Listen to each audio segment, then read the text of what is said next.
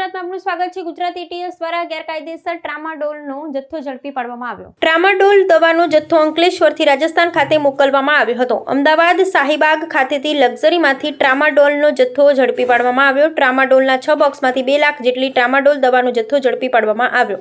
Tramadol દવાની બજાર કિંમત 8 કરોડ જેટલી હોવાનું સામે આવ્યું। સમગ્ર મામલે એટીએસ દ્વારા પરેશ પારસમલ જૈનની ધરપકડ કરવામાં આવી। આરોપી પારસમલ જૈન વિરુદ્ધ અગાઉ પણ એનડીપીએસના ગુના નોંધવામાં આવેલ છે। આપ બધાને ખબર છે કે ભારત સરકાર અને ગુજરાત સરકારની નાર્કોટિક્સ પ્રત્યે ઝીરો ટોલરન્સની નીતિ રહી છે અને દરેક પ્રકારનો જે ડ્રગ છે એના દૂષણથી આપણા દેશને કેવી રીતે દૂર રખાય એ બાબતે બધા ડિપાર્ટમેન્ટ્સ મળીને બધી એજન્સીઓ મળીને એમાં કાર્યરત છે। आज જે અમારું કામ છે એની ही પ્રક્રિયાના ભાગરૂપે અમે કન્ટિન્યુઅસલી નાર્કોટિક્સ માટે ઇન્ફોર્મેશન કલેક્ટ કરવાનો, ઇન્ફોર્મેશન શેર કરવાની, જાતેથી કેસ કરવાના આ બધી કામગીરી કરતા હોઈએ છીએ। આ દરમિયાન ગુજરાત એટીએસના ડીવાયએસપી શ્રી એસએલ ચૌધરીને એક ઇન્ફોર્મેશન મળી હતી કે એક પરેશ પારસમલ જૈન નામનો માણસ છે જે હાલમાં પારડી વલસાડમાં રહી રહ્યો છે પણ મૂળ સાદડી રાજસ્થાનનો રહેવાસી છે અને થોડાક સમયથી ટ્રામાડોલના જથ્થાની લેવેજ ઇલીગલી કરી રહ્યો છે। આ બાબતે ઇન્ફોર્મેશનને સિનિયર અધિકારીઓ જોડે શેર કરવામાં આવેલ એક ટેકનિકલ ટીમ બનાવવામાં આવેલી જેમાં વાયરલેસ સબ ઇન્સ્પેક્ટર રવિ વઢવાણાએ રહ્યા। આ ઇન્ફોર્મેશનને ટેકનિકલી અને હ્યુમન ઇન્ટેલિજન્સ મારફતે ડેવલપ કરવામાં આવેલી અને પછી જાણવા મળેલ કે આ જે પરેશ પારસમલ જૈન છે આ એક પેઢી ન્યૂ મહાવીર મેડિકલ્સના નામથી ટેક્સી વગેરેના બિલ બનાવીને અને ખોટી દવાઓના બીજા કોઈ દવાઓના નામ લખીને એમાં ટ્રામાડોલનો ધંધો કરતો હતો। જાણવા મળેલ કે આ પેઢીના નામથી થોડોક જથ્થો અંકલેશ્વરથી એક એમઆર ટ્રેવલ્સમાં મૂકવામાં આવેલ છે અને આ બસ રાજસ્થાન ખાતે જનાર છે અને રસ્તામાં શાહીબાગ અમદાવાદ આવનારી છે। એક મોટી ટીમ બનાવવામાં આવેલી જેનો નેતૃત્વ એસપી કે સિદ્ધાર્થ કરતા હતા।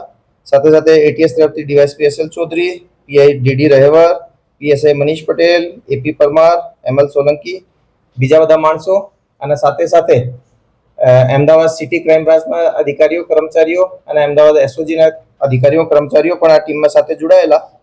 એ સસ્પેક્ટેડ બસ હતી એને ચેક કરવામાં આવેલી એમાં ખોટા બિલો આધારે ટ્રાન્સપોર્ટ થતા જે જથ્થો હતો એમાં 6 બોક્સ મળી આવેલા જેમાં નાના નાના બીજા 416 બોક્સીસ હતા અને એની અંદર ટ્રામાડોલનો જથ્થો હતો અને એના જે બિલ જે રજૂ કરવામાં આવેલા હતા એ ખોટા બીજી કોઈ નોર્મલ દવાઓના હતા।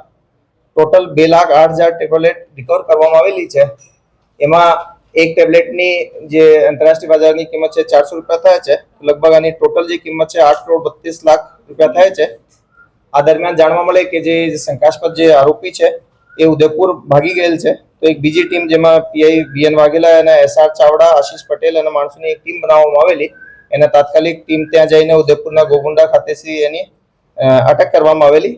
એનો રિમાન્ડ પણ લેવામાં આવેલો આરોપીનો એને 7 દિવસ નામનો રિમાન્ડ મળ્યા છે। આરોપીથી હાલ પ્રાથમિક પૂછપરછ ચાલુ કરી છે તો હાલમાં સ્ટોકિસ્ટ તરીકેનો કામ મે મહિનાથી ચાલુ કરેલ છે। આજે આરોપી છે પહેલા કોડેન કફ સિરપના કેસમાં ઉત્તરાખંડના હરિદ્વાર અને મહારાષ્ટ્રના થાણે ખાતે ઓલરેડી પકડાઈ ગયેલ છે અને બેલ ઉપર છૂટ્યા પછી ફરીથી આ કામગીરી કરતો હતો।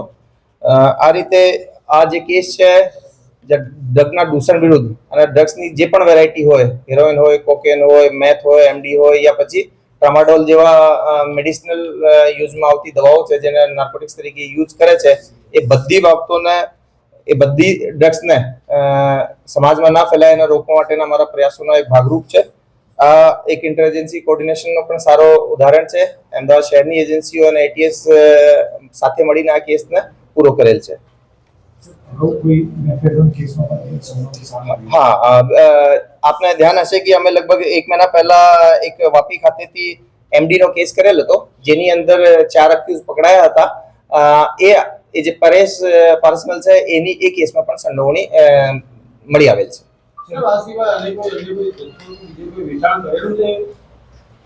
આપને હું કીધા કે એ કેસ અમે કાલે કરીને રિમાન્ડ લીધા છે।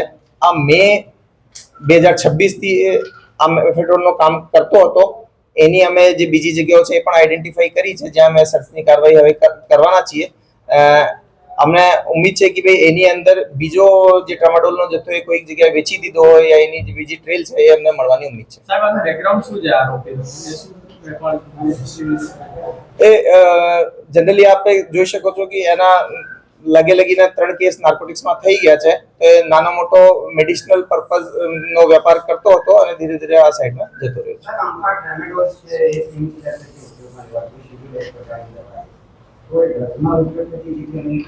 ના 2018 ની આસપાસ ભારત સરકારના નોટિફિકેશન પછી એ ટ્રામાડોલ જે છે એનો એક નોટિફિકેશન થયો છે અને એના અમુક જથ્થાથી ઉપર હોય તો એ નાર્કોટિક્સની કેટેગરીમાં આવી જાય છે.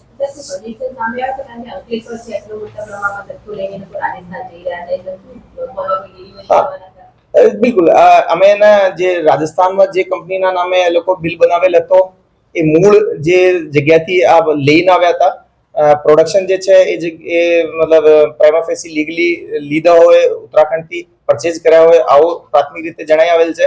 પરંતુ એની જે સપ્લાય ચેન છે એની અંદર કદાચ રાજસ્થાન અને બીજા કોઈ સ્ટેટના બીજા લોકો અમને આરોપીઓ મળી શકે એવી શક્યતા છે.